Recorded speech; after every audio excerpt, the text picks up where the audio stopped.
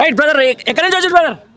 భద్రాద్రి కొత్తగూడెం జిల్లా పినపాక మండలం పినపాక నియోజకవర్గం. చాలా దూరం నుంచి వస్తారు. ఎట్లా అనిపించింది చాలా రోజుల తర్వాత మరి కేసీఆర్ గారు రావడం, ఎల్కతుర్తి దగ్గర సభ స్పీచ్ ఇవ్వడం ఎట్లా అనిపిస్తుంది మీకు? ఈ సభకి మేము రావడం చాలా ఆనందంగా ఉంది. ఆయన దగ్గరగా చూడటం, ఆయన స్పీచ్ వినటం చాలా రోజుల తర్వాత, దగ్గర ఒక సంవత్సరంన్నర తర్వాత ఆయనతో ఉండటం, ఆయనతో మాట్లాడడం మేము వింటాం, చాలా హ్యాపీగా ఫీల్ అవుతున్నాం. ఏమన్నా బెస్ట్ గా మీకు ఆయన స్పీచ్ లో ఏది బాగా నచ్చింది? ఆయన దాంట్లో మనం ఇది అని చెప్పేసి ఏరడానికి ఏముండదు. ప్రతి ఒక్కటి ఈచ్ అండ్ ఎవ్రీథింగ్ ఆయన ఫస్ట్ స్టార్టింగ్ కానీ ఎండింగ్ వరకు కూడా ప్రతి ఒక్కటి బాగానే ఉంది. అంతే చూస్తా ఉన్నాం. అంటే ప్రభుత్వానికి ఇప్పుడు 20 సంవత్సరాలు పూర్తి చేసుకుంది బీఆర్ఎస్ పార్టీ. మళ్ళీ ఇప్పుడు ప్రతిపక్షంలో ఉంది, ఇప్పుడు మళ్ళీ పోరాటం ఉంది అది అని చెప్పేసి కూడా ఇప్పుడు ఎందుకంటే ప్రతిపక్షంలో ఉంది కాబట్టి ఖచ్చితంగా మళ్ళీ అధికారంలోకి రావడానికి మీలాంటి కార్యకర్తలు వీళ్ళంతా కూడా ఖచ్చితంగా ఎప్పుడు ఉంటాం. ఈ స్పీచ్ ద్వారా మీరు ఎంతవరకు మోటివేట్ అయ్యారు? మోటివేషన్ అనేది సార్ ఎప్పుడు వస్తారు, సార్ ఎప్పుడు స్పీచ్ ఇస్తారు, మేము ఇంకా జనాల్లోకి ఎంత ఎక్కువగా తీసుకెళ్తామని చాలా రోజుల నుంచి ఎదురు చూస్తున్నాం. అది ఈ సభతో మాకు చాలా క్లారిటీ వచ్చింది. మేము వెళ్ళిన తర్వాత మేము ఊళ్ళో చాలా మందికి మోటివేషన్ చేయగలుగుతాం. అంతేనా? రైట్, మీరేమంటారు బ్రదర్? బాగుందా? చాలా సంతోషం రావడం. సార్ స్పీచ్ గురించి మనం చెప్పామంత కాదు, సార్ ఎప్పుడైనా స్పీచ్ నెంబర్ 1 మాట్లాడతాడు, బాగుంటది. నాకు బాగా నచ్చింది. సార్ నచ్చిందా?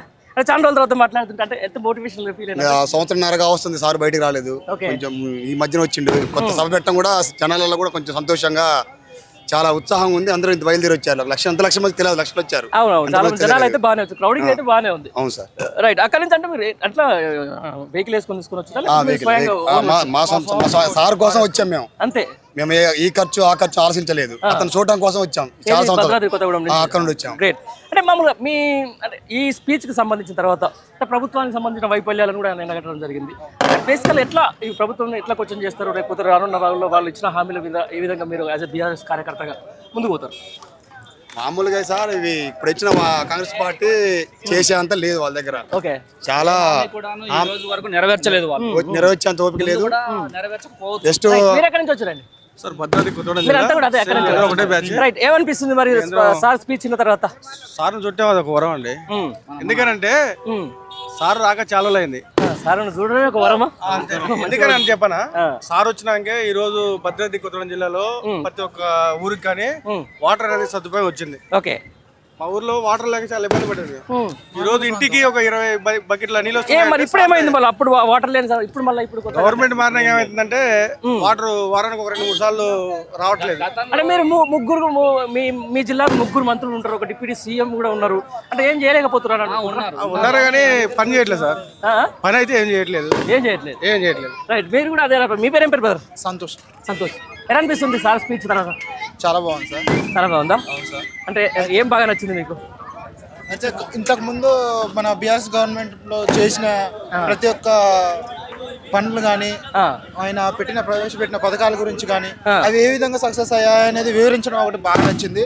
తర్వాత మన ఇప్పుడు ప్రజెంట్ గవర్నమెంట్ లో వాళ్ళు చేయలేకపోతున్న హామీలు ఇచ్చి చేయలేకపోతున్న వాటిని విమర్శించడం అనేది చాలా బాగా నచ్చింది. ఎందుకంటే ప్రతి నియోజకవర్గాల వారికి చూసుకుంటే ప్రతి ఒక్క ప్రజల దగ్గర ఉన్న మాట ఏంటంటే, వీళ్ళు హామీలు అయితే ఇచ్చారు కానీ అమలు పరచడంలో వాళ్ళు చాలా వెనుకబడి ఉన్నారు, విఫలం అయ్యారు. వాటిని కొంచెం తీసుకెళ్ళగలిగితే ఏదైనా ఉపయోగం ఉంటుంది. నెక్స్ట్ సారికైనా చూడటానికి వాళ్ళ వైపు కొద్దిగా అంటే రాలేకపోవచ్చు గవర్నమెంట్ వాళ్ళది, కానీ కొంచెం అయినా చూస్తారనేది ఒక నా అభిప్రాయం. Okay, right. ఎక్కడి నుంచి వచ్చినావు? పెద్ద మనిషి భద్రాచలం నుంచి వచ్చినావు. అంటే డైరెక్ట్ రాముడు దర్శనం కోసం, సభ కోసం, మీటింగ్ కోసం చూసినావా సభ? చాలా సంతోషంగా అనిపించింది. ఏమనిపించింది? చాలా సంతోషం అనిపించింది. సార్ స్పీచ్ అంటే మనం ఈ ప్రభుత్వం చేస్తున్న అన్యాయాలన్నింటినీ కేసీఆర్ నిట్టనిలువుగా మొత్తం నిలదీశాడు. మనం వాళ్ళని గెలిపేయడం వల్ల మనం ఇంత లాస్ అయ్యాము. మనం 14వ స్థానంలో పడిపోయాం. 1వ నంబర్ స్థానంలో ఉన్న తెలంగాణ 14వ స్థానంలో పడిపోయామని ప్రజలందరికీ వివరించి పూర్తి సమాచారం. సారథి స్పీచ్ అంటే ఇది ఒకటి నెంబర్ 1 స్థానంలో ఉన్న తెలంగాణ 14వ స్థానంలో పడిపోవడం అంటే మన తెలంగాణ ప్రజలు సిగ్గుచేటు అనిపిస్తుంది నాకైతే. అంతేనా? అంటే బేసికల్ గా ఎట్లా ఉంటుంది అంటే 20 సంవత్సరాల సభ కాబట్టి స్పీచ్ కూడా అంటే మీరు అనుకున్న స్థాయిలో ఉందా? బ్రహ్మాండంగా ఉంది.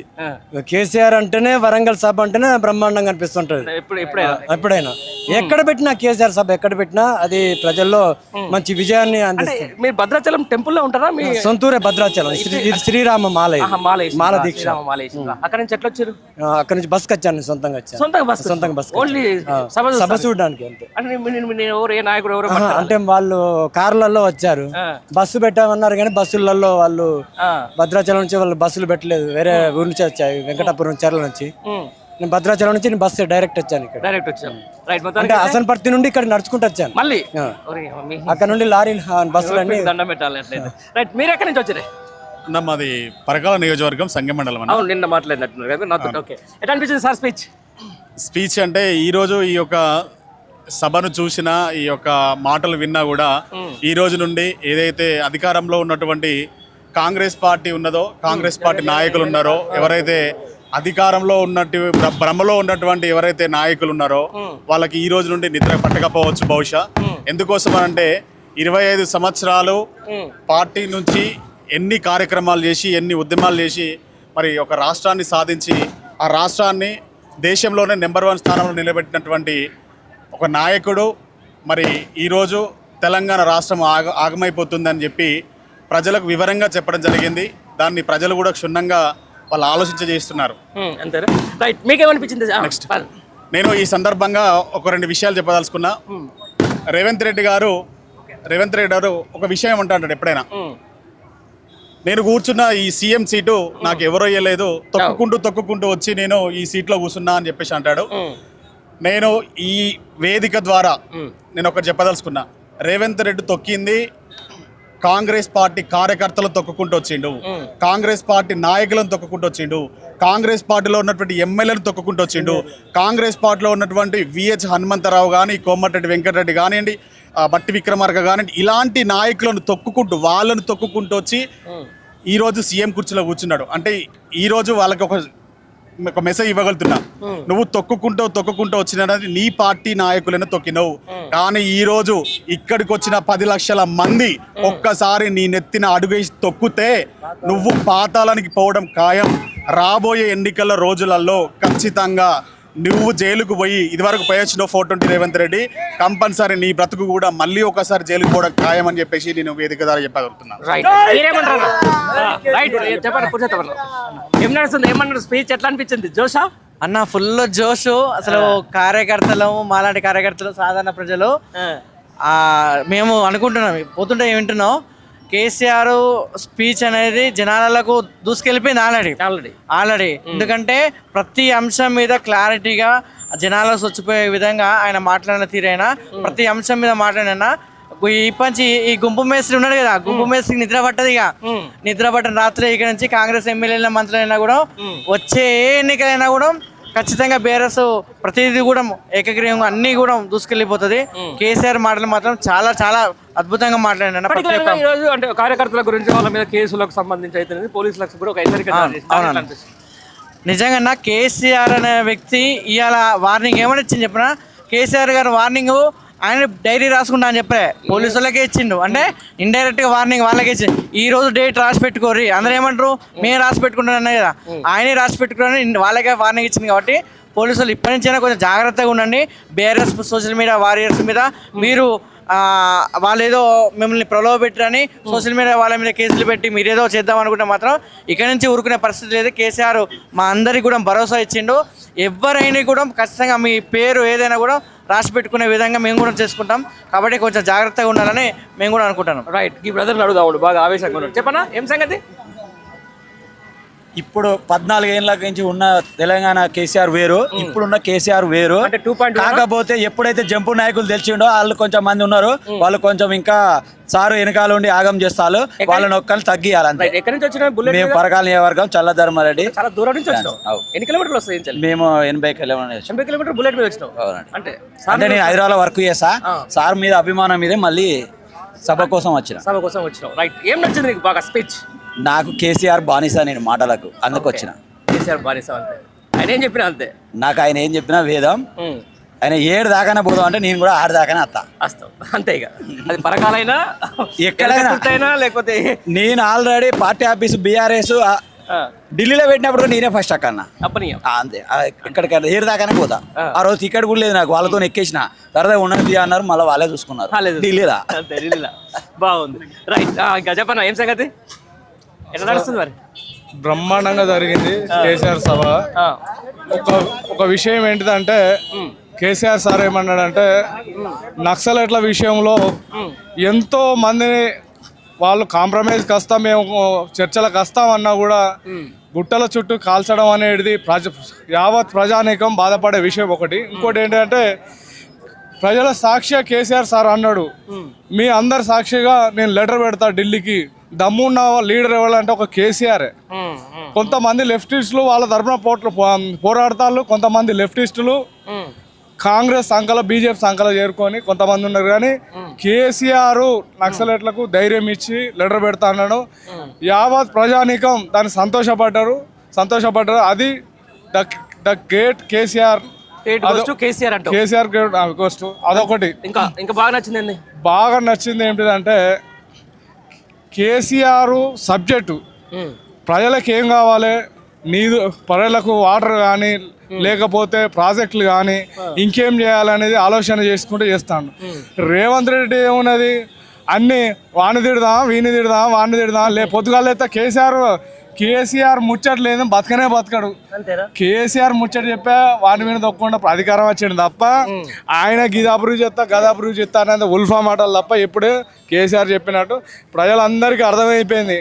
రేపు పొద్దున నిలబడు రేవంత్ రెడ్డి గారు నిన్ను డిపాజిట్ లేకుండా కొడంగల్ డిపాజిట్ లేకుండా చేసడానికి రెడీగా ఉన్నారు. ఖబర్దార్ కేసీఆర్, ఖబర్దార్ రేవంత్ రెడ్డి. అన్న ఈ సభ మొత్తం సారాంశం ఏంటంటే 25 ఏళ్ళ ప్రగతి నివేదిక. అందరికి తెలిసిందే. నువ్వేం ఒక రకంగా ఏంటంటే కేసీఆర్ మాటలలో నచ్చింది ఏంటంటే ఇప్పుడు అన్ని ఉచిత హామీలు ఇచ్చి ఎట్లా మోసం చేసిండు అనేది అందరిని ఎడ్యుకేట్ చేసిండు, అదొకటి.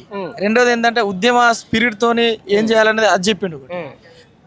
ఇక తిట్లా అంటే తిట్టవచ్చు, నా స్థాయి కాదు, నిన్ను మీ అసెంబ్లీకి ఎందుకు వస్తలేవని చెప్పి ఊకే అంటా ఉంటారు కదా, దానికి నా స్థాయి కాదు, ఆడికి వచ్చి ఏం చేయాలి, కూరగాయల మాటలు మాట్లాడాలా అని చెప్పి ఇట్లాంటి గాంభీర్యం అనేది ఒక కేసీఆర్ దగ్గరనే ఉంటది. ఒక ఆత్మగౌరవ ప్రతీకగా టీఆర్ఎస్ పార్టీ ఉన్నది. టీఆర్ఎస్ పార్టీ నుంచి వచ్చిన కేసీఆర్ పెట్టిండు, దాన్ని ఇంత దాకా తీసుకొచ్చిండు. ప్రజలకు 10 ఏళ్ళ అనుభవం, ప్రజలకు 10 ఏళ్ళ పరిపాలన చేసిన అనుభవం ఉన్నది. ఇక్కడ సమర్థవంతంగా చేసిండు. ఇప్పుడు ఒకటి ఏంటంటే మనం 14 ర్యాంకు పోయినాం అని చెప్పి ఆయన ఇప్పుడు అది మనంగా చెప్పేది అది కేంద్ర సంస్థలే చెప్తానే అని చెప్పిండు.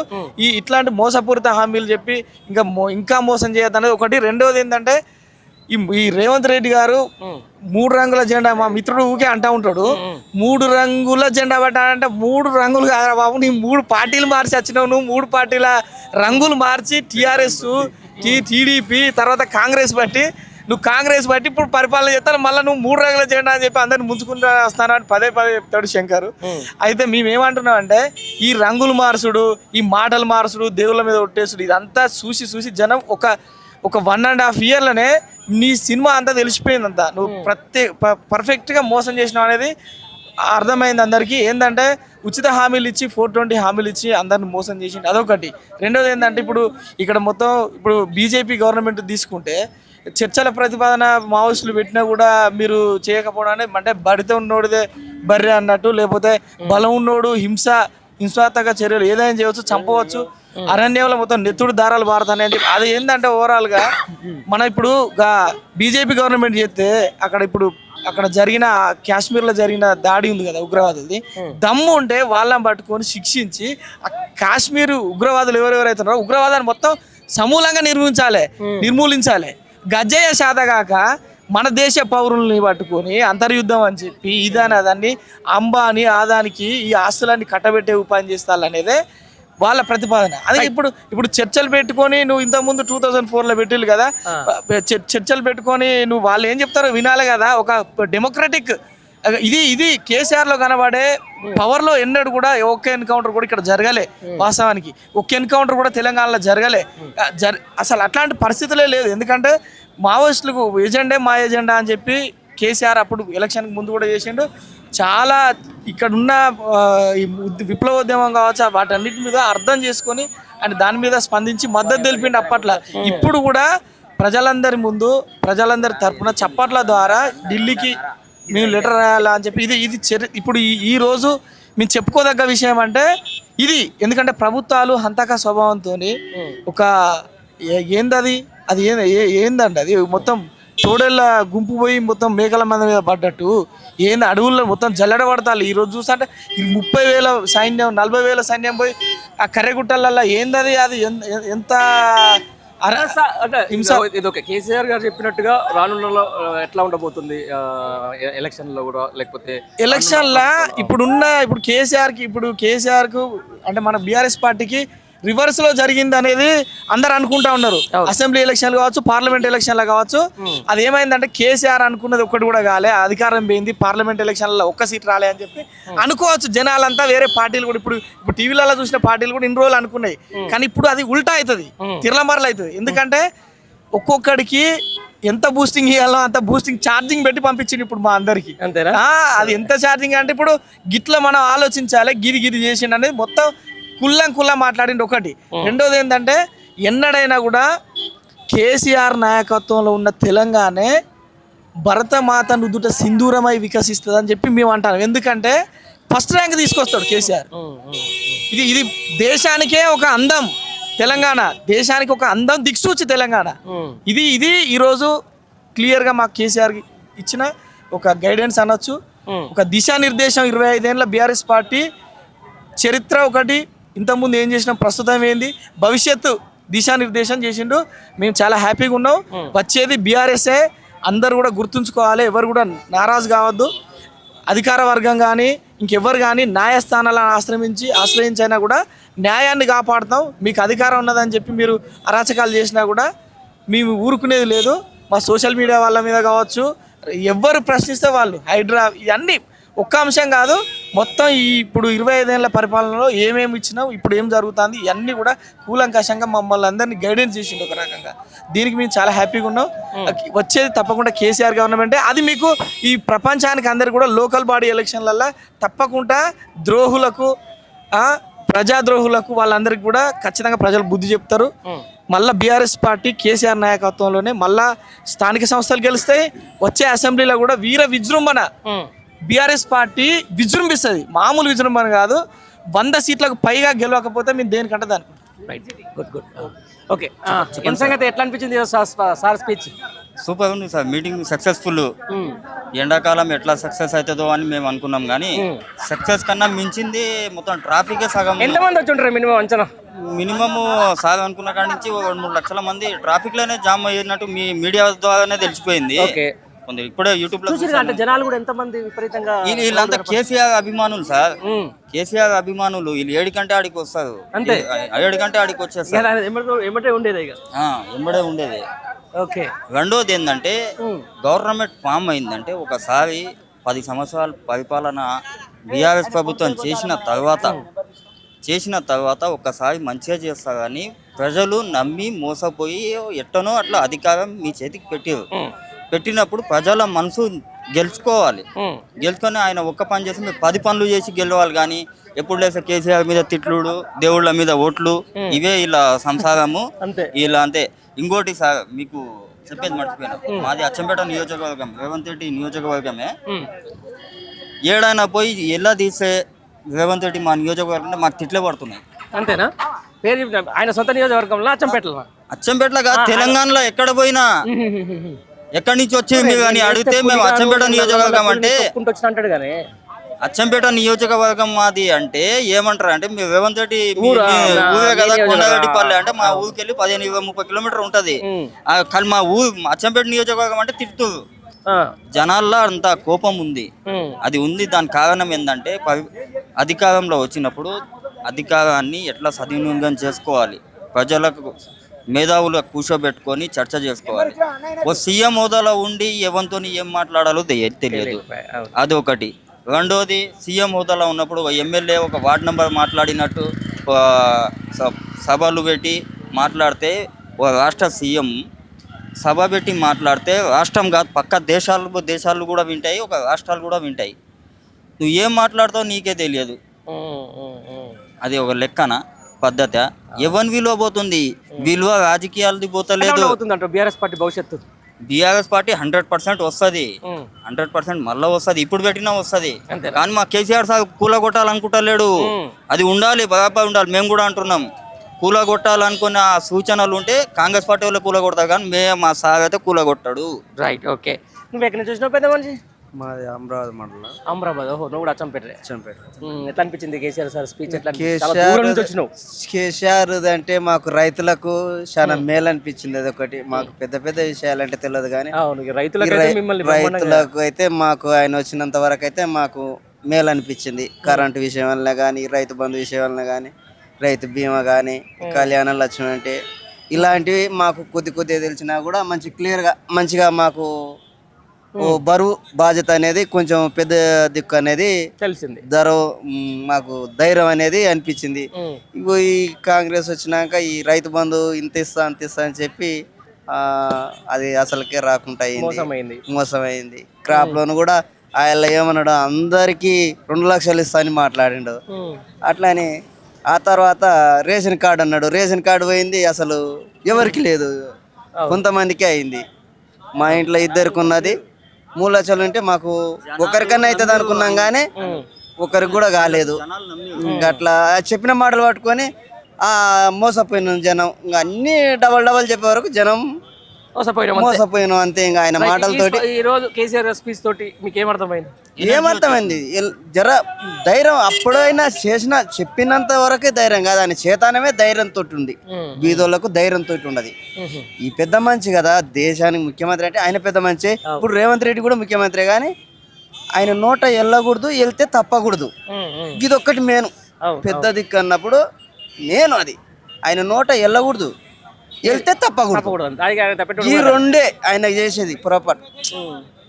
ఉండని ఆయన మనిషి ఈయన మనిషి ఉంటే ఉండొచ్చు, దానికి కాదు, కానీ అనకూడదు అంటే తప్పకూడదు. అది చాలా విలువ తక్కువైపోతుంది. అంతేనా? 2009 నుండి నాకు కేసీఆర్ గారి వీరాభిమానిని. అయితే అంత ప్యాషన్ అన్నట్టు కేసీఆర్ గారి మీటింగ్లో అన్న మాటలైనా. కాబట్టి ఇప్పుడు నేను ఇక్కడికి రావడం ఎందుకు అంటే, ఇంత గ్రాండ్గా సక్సెస్ అయింది ఈ మీటింగు. దాన్ని చూడడానికి రావడం జరిగింది, సార్ మాటలు వినడానికి రావడం జరిగింది. కాబట్టి చాలా హ్యాపీగా ఉన్నది. తెలంగాణ ప్రజలందరూ బీఆర్ఎస్ వైపే ఉన్నారని మరొకసారి నిరూపితమైంది. ఎందుకు ఓటేసినాం రా కాంగ్రెస్కి అని ఇప్పుడిప్పుడే ప్రజలు మొత్తం అసలు కాంగ్రెస్ వచ్చిన 3 నెలల తీవ్రమైన వ్యతిరేకత వచ్చింది. ఇప్పటికీ ఇంకా కాంగ్రెస్కి నిద్ర పట్టట్లేదు. ఎందుకంటే సభ ఇంత పెద్ద ఎత్తున సక్సెస్ అవ్వడం చూసి కాంగ్రెస్కి కానీ బీజేపీకి కానీ నిద్ర పట్టట్లేదు. అందుకే వాళ్ళకి ఇష్టం వచ్చినట్టు అవాకులు చెవాకులు పేలుతున్నారు. మా కార్యకర్తల మీద కేసులు ఫైల్ చేస్తున్నారు. వాళ్ళందరికీ ఈరోజు ధమ్కి ఇచ్చిండు కేసీఆర్ గారు. కాబట్టి సభ చాలా గ్రాండ్ సక్సెస్ అయింది. 15 lakhs ఎబో వచ్చిండ్రు. మళ్ళీ 25 to 35 కిలోమీటర్స్ వరకు మొత్తం ట్రాఫిక్ జామ్ అయిందండి. ఏం నచ్చిందంటే ప్రతిదీ ఎవ్రీథింగ్. తన కార్యకర్తలకు ఇచ్చే భరోసా కానీ, బీజేపీ కాంగ్రెస్కి ఇచ్చే ధమ్కి కానీ, మళ్ళీ ఫ్యూచర్ తెలంగాణ గురించి మాట్లాడేది కానీ ప్రతి ప్లాన్ నచ్చింది కేసీఆర్ గారిది. అంతేనా? చాలా ఆనందంగా ఉంది. ఇది మన ఒక బీఆర్ఎస్ పార్టీ పండుగ కాదు, యావత్ తెలంగాణ సమాజం మొత్తం కూడా ఇలా పండుగ చేసుకున్నారని చెప్పొచ్చు. ఇలా టీవీలకు అతుక్కపోయి కేసీఆర్ గారి ప్రసంగం వినాలని చెప్పేసి ప్రతి ఒక్కరు కూడా ఎక్కడ ఈరోజు సండే అయినప్పటికీ టీవీ పెట్టుకొని ఇంట్లో అతుక్కుపోయారు. ఇంతమంది జనాలు నిజంగా మేము ఎక్స్పెక్ట్ చేయలేదండి. మేము ఒక 10 లక్షల మంది అనుకున్నాం, కానీ దాదాపు 12 లక్షలు దాటిపోయినరు. ఒక 30 కిలోమీటర్ల నుంచే ట్రాఫిక్ జామ్ అయిపోయి పోలీసులు ఆపేసినట. అన్ని కుట్రలను కుతంత్రాలను ఛేదించుకొని ఇన్ని లక్షల మంది స్వచ్ఛందంగా కేసీఆర్ గారి దగ్గరికి రావడం అంటే అది మాటలు కాదండి. ఇలా ఈ పబ్లిక్ ఇదంతా చూస్తుంటే తెలంగాణ రాష్ట్రంలో కేసీఆర్ గారిని ఎంత కోరుకుంటున్నారు ప్రజలు, ఎంత కావాలనుకుంటున్నారు, సార్ని ఇన్ని రోజులు ఎంత మిస్ అయ్యారు అనేది తెలిసింది ఈ సభ ద్వారా. నిజంగా సార్ మాట్లాడిన మాటలు కానీ, సార్ ఇచ్చిన సందేశం కానీ తెలంగాణ పార్టీ నాయకులకు కానీ కార్యకర్తలకు కానీ కొత్త ఉత్సాహాన్ని ఇచ్చింది. నిజంగా తెలంగాణ పబ్లిక్ కూడా సార్ని కావాలనుకుంటున్నారు. మళ్ళీ 10 ఏళ్ళు పచ్చగా ఉన్న తెలంగాణ ఇప్పుడు ఎందుకు కుక్కలు చింపిన విస్తర్ లెక్క అయింది? ఈ రెండేళ్లలోనే అన్ని రకాలుగా అభివృద్ధి చెందిన తెలంగాణను ఎందుకు వెనుకబడేస్తున్నాడు? ఇలా సభ్య సమాజం కూడా ఆలోచిస్తున్నది. కేసీఆర్ గారు ఉన్నప్పుడు ఎందుకు పెన్షన్లు కరెక్ట్ టైంకి వచ్చినాయి, ఎందుకు రైతు బంధు పడ్డది, ఎందుకు అంత పంట పండింది, మరి వర్షాలు ఉన్నా లేకుండా నిజంగా కాళేశ్వరం నుంచి బ్రహ్మాండమైన నీళ్ళు ఇచ్చి పంట పొలాలను రక్షించిండు.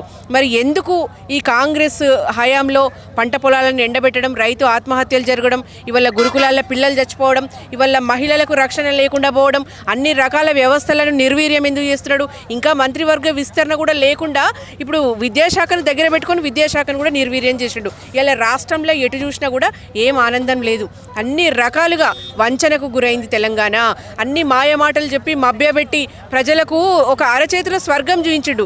ఇప్పుడు ఏకదం ఇప్పుడు ప్రజలంతా కూడా తిరగబడి కొడుతున్నారు. వాళ్ళ నాయకులు కానీ కాంగ్రెస్ పార్టీ కార్యకర్తలు కానీ ఒక ఊరికి పోతే ఉరికిచ్చి కొడుతున్నారటండి. ఎందుకంటే ఎంతో కాలం అబద్ధాలు దాగవు కదా. నువ్వు ఏదో ఎలక్షన్లప్పుడు మాయమాటలు చెప్పినావు, నమ్మి ఓట్లేసిర్రు. ఓట్లేసిన ప్రజలను నట్టింటా ముంచి ఎంతసేపు మీ సొంత పనులు మీ ట్యాక్స్లు వసూలు చేసుకొని ఇన్ని రోజులు అధికార దాహం తీర్చుకుంటున్నారు. ఎందుకంటే రేపు పొద్దున మళ్ళీ రామని తెలుసు. ఇక వాళ్ళకు టైం లేదు కాబట్టి ఎవరు ట్యాక్స్లు వాళ్ళు వసూలు చేసుకుంటే ఎంతసేపు దందాలు చేసుకుంటున్నారు తప్పితే ప్రజాక్షేమం పట్టించుకుంటలేరు. ప్రజల బాగోగులు వాళ్ళకి అవసరం లేదు. తెలంగాణలో ఇన్ని అంటే సబ్బండ వర్గాల ప్రజలు ఎదురు తిరగడం చరిత్రలో తొలిసారండి. ఈ 6 నెలల్లోనే ఇంత వ్యతిరేకత మూట కట్టుకున్న పార్టీ ఎక్కడన్నా ఉందండి? ఎవరికైనా ఒక 5 ఏళ్ళు అవకాశం ఇస్తారు, కానీ వీళ్ళకి 6 నెలలకే ప్రజలు తిరిగి తన్నే పరిస్థితి తెచ్చుకున్నారంటే ఇక దీన్ని బట్టి మనం అర్థం చేసుకోవచ్చు. కాంగ్రెస్ పాలనలో కాంగ్రెస్ హయాంలో ప్రజలు ఎందుకు ఇంత దుర్భర పరిస్థితులు ఎదుర్కొంటున్నారు? ఈ 2 సంవత్సరంలోనే తెలంగాణ 100 ఏళ్ల విధ్వంసం జరగడానికి కారణం ఏంటి అనేది ప్రజలకు క్లియర్గా గమనించారు. కేసీఆర్ గారు రాక కోసం, కేసీఆర్ గారి సందేశం కోసం 2 నెలల నుంచి చాలా ఉత్కంఠతో ప్రజలు ఎదురు చూస్తున్నారు. ఈ యొక్క బాహుబలి మీటింగ్ కోసం సామాన్య పౌరుడు అంటే ఎటువంటి పార్టీలకు సంబంధం లేని సామాన్య ప్రజానికం కూడా ఎంత ఎదురు చూస్తున్నారంటే టీవీలలో కానీ బయట కానీ ఇదే చర్చ. 2 నెలల నుంచి కేసీఆర్ గారు వచ్చి ఏం చెప్తారు ఏంటి, ఇట్లాంటి దుర్భర పరిస్థితుల నుంచి ఎట్లా విముక్తి చేస్తాడని చెప్పేసి సభ్య సమాజం ఎదురు చూసింది. దానికి తగ్గట్టుగానే కేసీఆర్ గారు బ్రహ్మాండంగా మాట్లాడినారు, అందరికీ భరోసా ఇచ్చారు. మీటింగ్ గ్రాండ్ సక్సెస్ అయింది. ఇలా కాంగ్రెస్ గుండెలు గుబేలు అంటున్నాయి. వాళ్ళకు మొహం లేదండి. వాళ్ళు రేపు పొద్దున తిరిగే పరిస్థితి లేనే లేదు. జై బీఆర్ఎస్ అని చెప్పి ప్రజలంతా స్వచ్ఛందంగా నినాదాలు ఇచ్చారు.